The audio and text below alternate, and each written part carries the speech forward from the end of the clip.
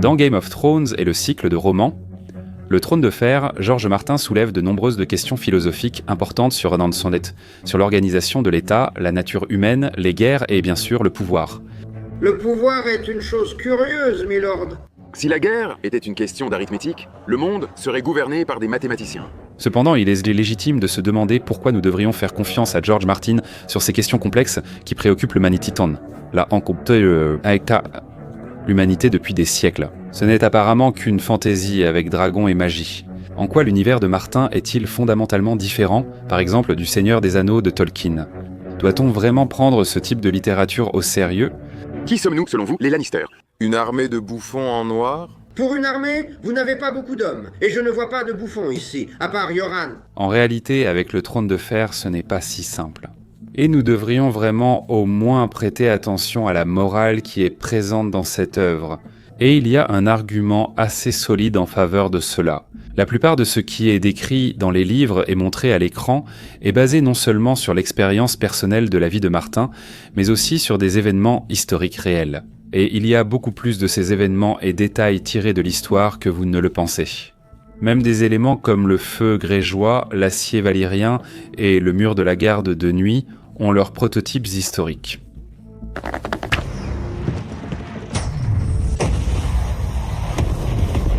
Dans cette vidéo, je vais analyser tous les principaux parallèles historiques de Game of Thrones. Nous aborderons aussi la violence dans les œuvres de George Martin. Les reproches de certains spectateurs et lecteurs concernant une cruauté excessive sont-ils justifiés ?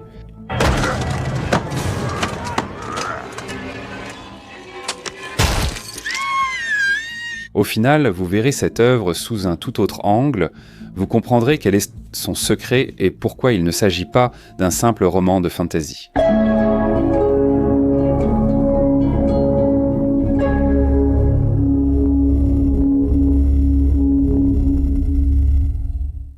Le Trône de Fer, ce sont des intrigues habiles, des personnages marquants et des batailles impressionnantes.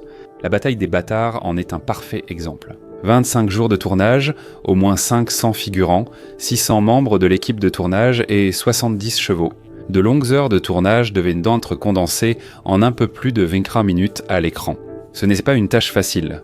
Il a fallu assembler des milliers de prises avec figurants, chevaux, effets spéciaux et cascadeurs pour que le spectateur comprenne où sont les héros et ce qui leur arrive. Un contrôle quasi chirurgical de l'espace et du temps est nécessaire.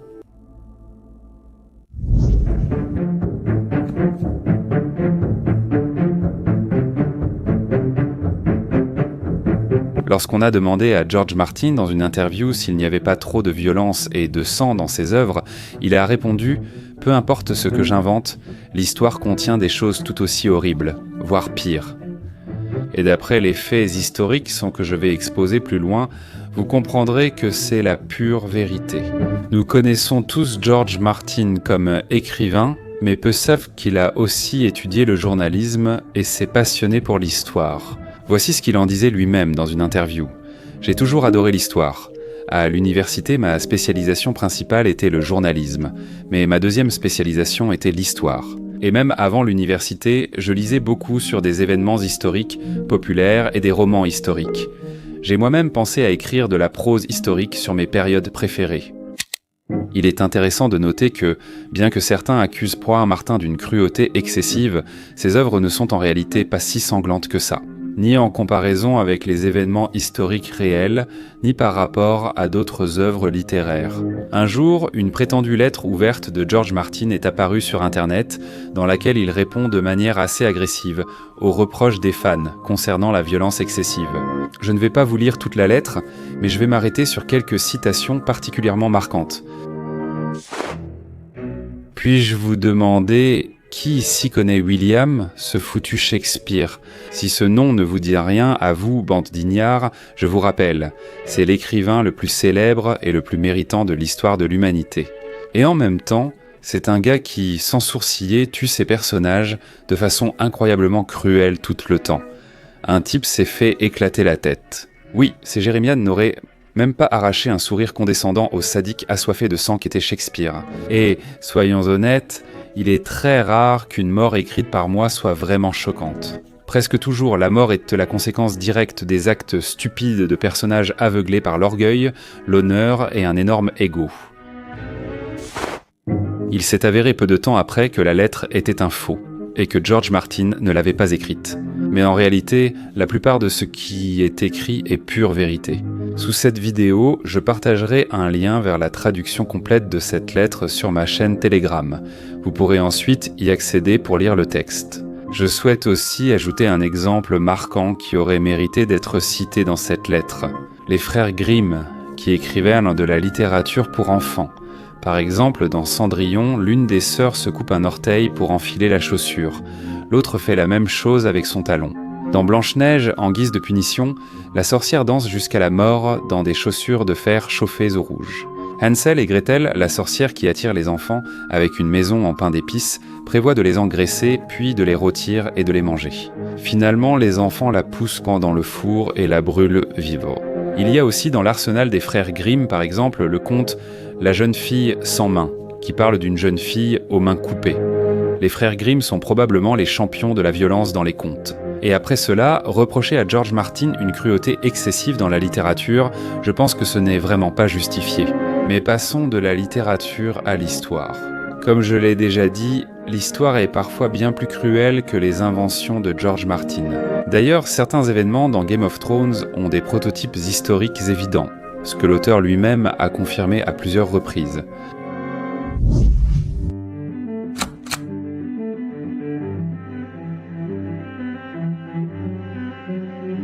Un paradoxe intéressant.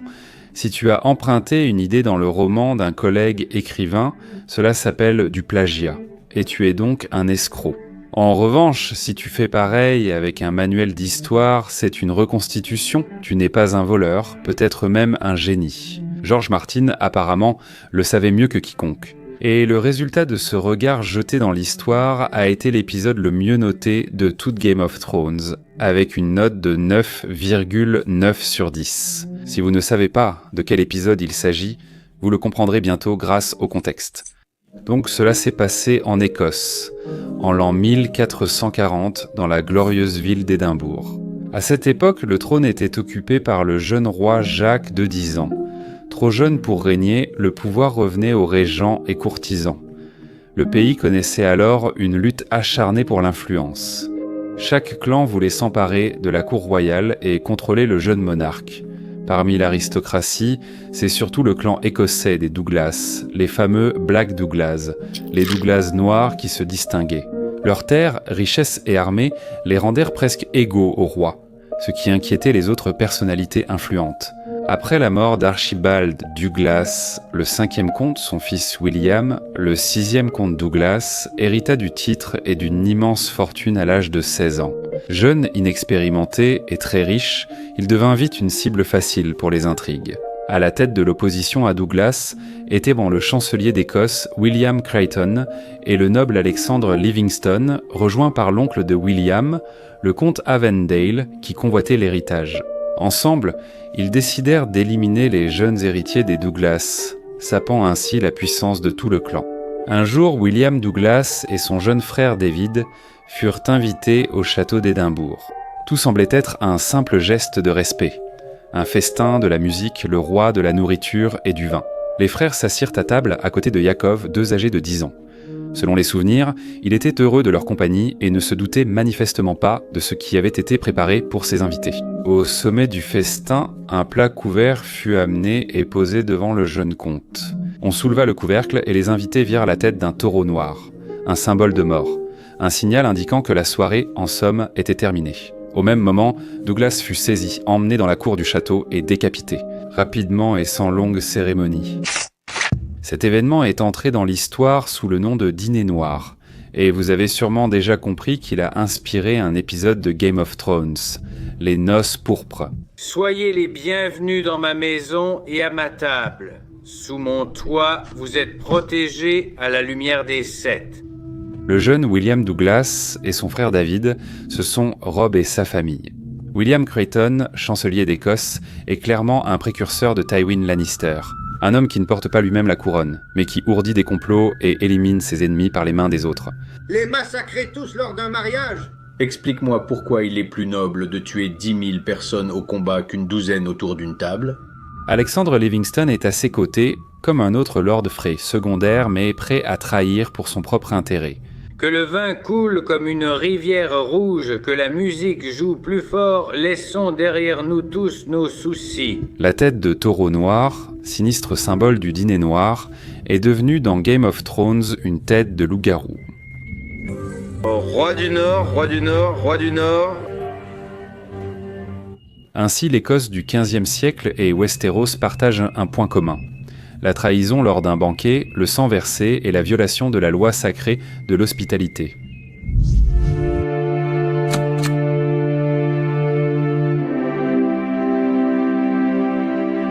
Un autre épisode historique qui a clairement inspiré George Martin est la guerre des roses rouges et blanches.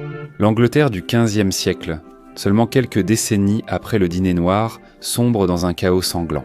Près de 13 ans de querelles dynastiques entre la maison des York et la maison de Lancastre. L'emblème des York était la rose blanche, celui des Lancastre, la rose rouge. D'où justement le nom de la guerre des roses rouges et blanches. Deux maisons royales, chacune se considérant comme l'héritière légitime du trône. Le roi Henri VI de la maison de Lancastre est faible et incapable de gouverner.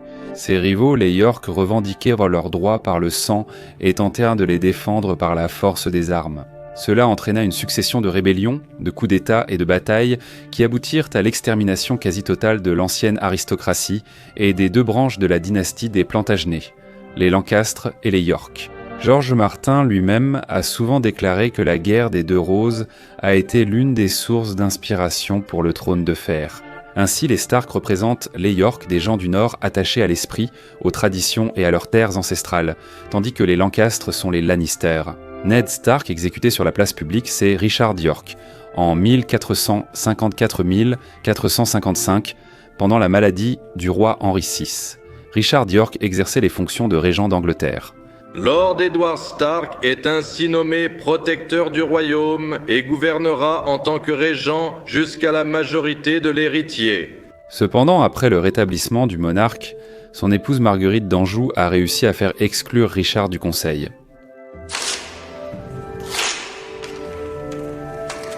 Tywin Lannister est inspiré par Richard Neville, comte de Warwick, surnommé le faiseur de rois. C'est lui qui plaçait les monarques sur le trône, puis les renversait. Pendant que nous parlions de personnages historiques. Mais qu'en est-il des éléments magiques qui semblent être une pure invention? Comme le mur de la garde de nuit, l'acier valyrien et le feu grégeois, en réalité, eux aussi ont leurs prototypes historiques. Commençons par le mur.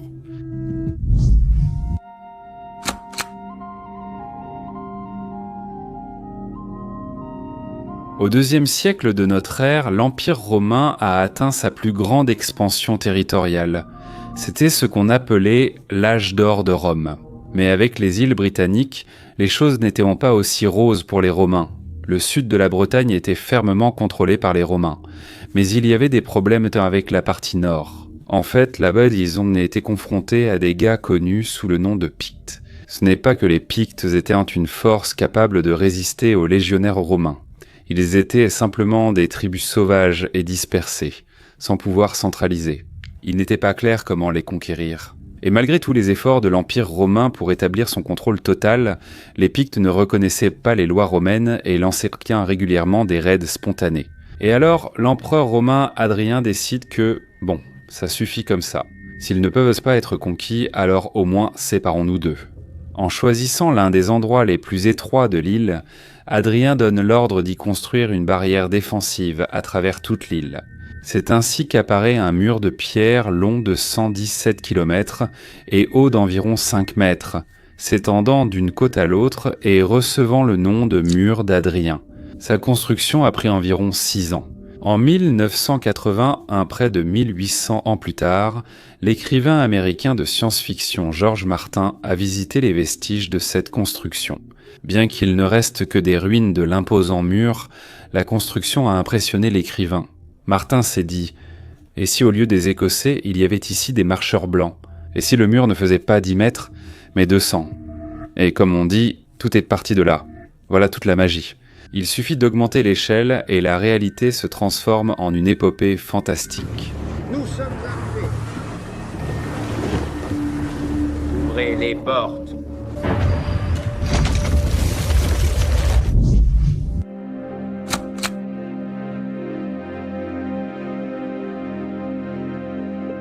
Un autre emprunt évident à l'histoire réelle a été l'acier valyrien. L'acier valyrien. Dans Game of Thrones, ce métal très rare a servi à forger des épées légendaires comme celle de Ned Stark ou Longue-Griffe. Incroyable. Elle vient juste d'être forgée ? Oui. Il tranche l'armure comme du papier, brille de motifs fascinants et garde surtout un secret, sa fabrication ayant été perdue. Les épées en acier valyrien ne sont plus fabriquées depuis la chute de Valyria. Il n'y a que des forgerons capables de refondre une épée pour en faire une autre. 3 forgerons vivants savent comment travailler l'acier valyrien. Le meilleur d'entre eux vivait à Volantis. Je l'ai personnellement invité à Port-Réal. Mais toute cette magie n'est pas née à Westeros, mais bien dans le monde réel, chez les forgerons du Moyen-Orient. L'inspiration de Martin venait de l'acier de Damas. Lorsque les chevaliers européens l'ont rencontré pour la première fois lors des croisades, ce fut pour eux un véritable choc culturel. Leurs propres épées, à cette époque, n'étaient pas de la meilleure qualité. Le fer était tendre et les lames pouvaient se déformer sous un coup puissant, parfois même éclater. Les lames damassées, flexibles et solides, fascinaient par leurs motifs mystérieux, semblables à des vagues ou une brume sur la surface. Personne en Europe ne pouvait reproduire cet effet. Au fil du temps, de nombreuses légendes ont entouré l'acier damassé. On disait que ces lames pouvaient entrancher une cotte de maille d'un seul coup, qu'elles ne s'émoussaient jamais et que leur secret était perdu à jamais. Certaines de ces histoires bizarres relèvent du mythe, d'autres sont exagérées. L'acier valyrien, c'est de l'acier de Damas porté à la perfection. Les forgerons arabes utilisaient vraiment des techniques d'alliage et de forge contrôlée, tandis que les métallurgistes de Valyria employaient le feu de dragon, des sortilèges et la magie du sang.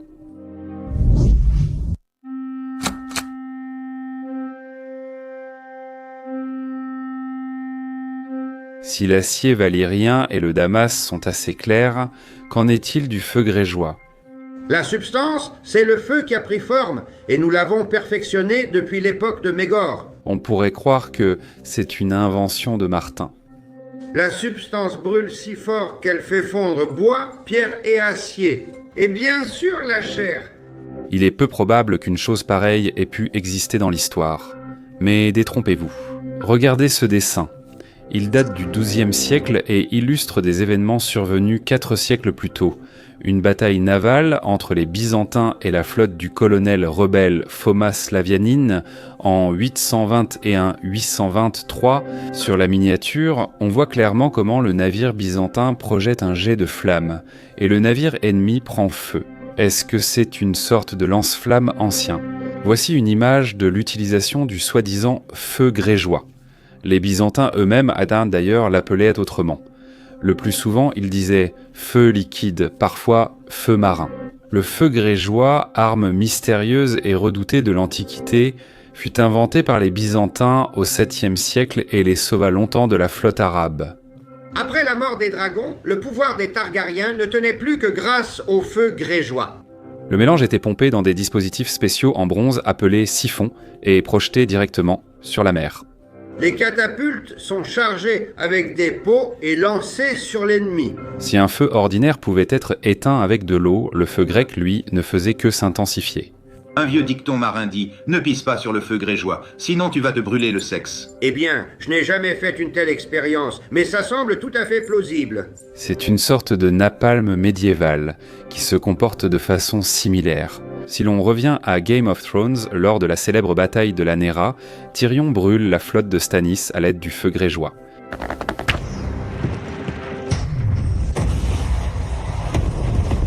N'est-ce pas une allusion directe aux victoires byzantines dues au feu liquide ?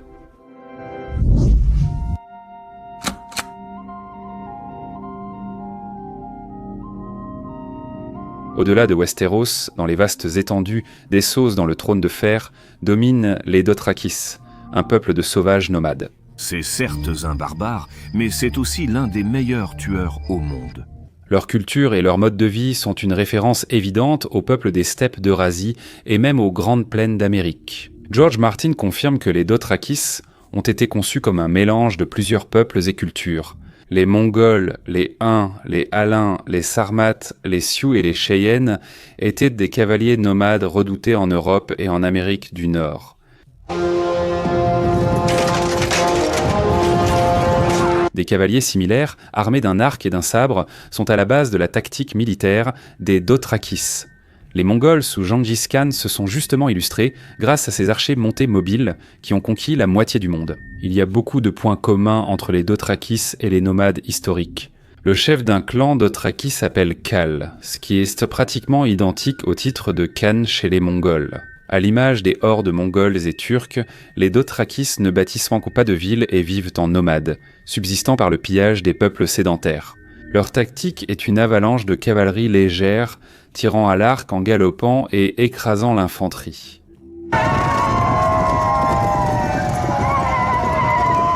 Ces bâtards vont nous écraser. C'est le reflet de la façon dont les armées de chevaliers européens ont subi des défaites face aux attaques fulgurantes des Mongols et des Huns.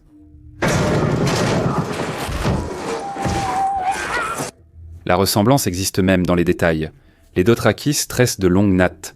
Chez les Mongols et certains Indiens des plaines, les cheveux longs avaient aussi une signification culturelle.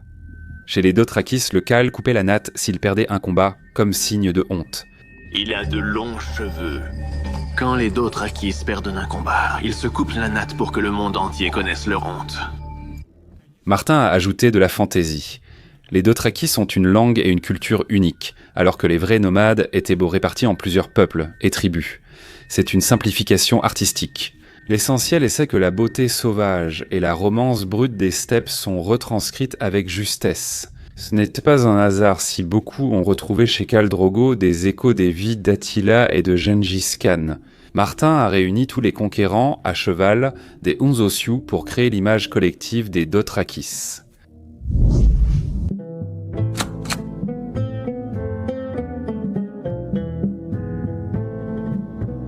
Le royaume de Dorne, au sud de Westeros, se démarque par son climat chaud et sec, ses déserts, ses oasis, sa culture et ses coutumes singulières, comme l'égalité successorale pour les femmes, ainsi que l'apparence de ses habitants.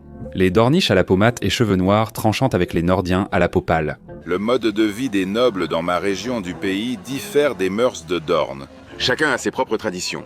Dans l'une de ses interviews, George Martin a souligné que plusieurs régions ont servi de modèle pour Dorne, des principautés galloises à l'Espagne de l'époque des Maures et au Moyen-Orient.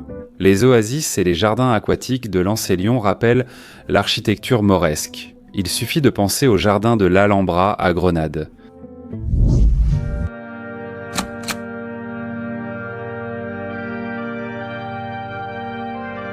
Les croisades médiévales constituent une autre couche de l'histoire qui s'est reflétée dans le Trône de Fer.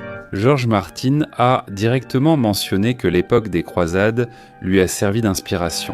Dans les livres, l'accent est mis sur les conflits religieux et l'opposition entre fanatisme et pouvoir. Devant les lois des dieux, tous sont égaux. Des thèmes qui étaient d'actualité à l'époque des croisades. C'est votre jeu. Il est très ancien, stupide et peu convaincant. Les croisades et l'intrigue de Stannis avec Mélisandre et le culte d'Erglor reflètent la même idée, quand la foi fait de la guerre une mission sacrée. Seigneur de la lumière, nous t'offrons le don de ces faux dieux. Éclaire-nous de ta lumière. Au Moyen-Âge, des milliers de personnes se rendaient en Terre Sainte au cri de « Dieu le veut ». Pour Mélisandre, c'est pareil, tout est pour le Seigneur de la lumière. Tout comme les croisés brûlaient les hérétiques sur le bûcher en croyant purifier le monde, Mélisandre brûle aussi des victimes, expliquant que le feu est le seul chemin vers le salut. Et si les croisades ont montré comment le fanatisme religieux peut éclipser l'humanité, chez Martin, nous voyons le même processus. Un roi qui ne poursuit pas le trône, mais la foi, et qui perd toute son humanité en chemin. Nous t'offrons cet enfant. S'il te plaît. Pour que tu la purifies avec ta flamme, et que cette lumière nous montre le chemin.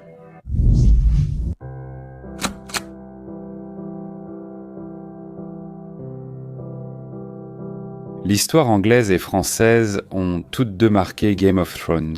George Martin a exprimé une reconnaissance particulière envers Les Rois Maudits de Maurice Druon, qui relate le drame de la dernière génération capétienne et le début de la guerre de 100 ans.